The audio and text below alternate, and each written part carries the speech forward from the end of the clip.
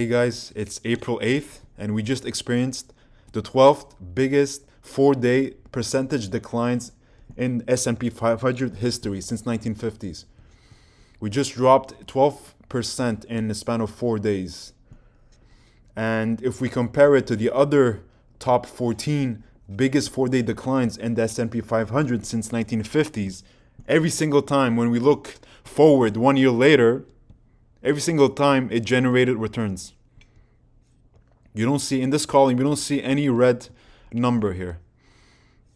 If you bought the dip every single time after one of the biggest 4-day declines in S&P 500, you would have made money. From anywhere from 11% to 78% 1 year later.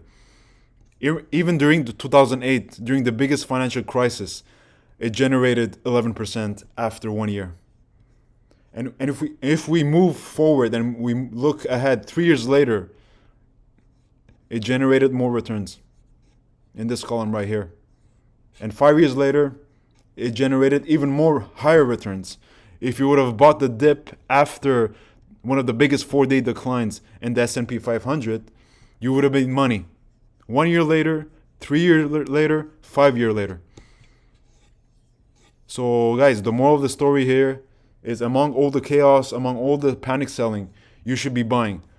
If you're not retiring next month, if you're not retiring in 3 months, in 6 months, and if you're not buying the dip, I don't know what you're doing, guys. I'm going to leave you with this quote right here by the famous Warren Buffett for you to sleep on. Be fearful when others are greedy, and greedy when others are fearful.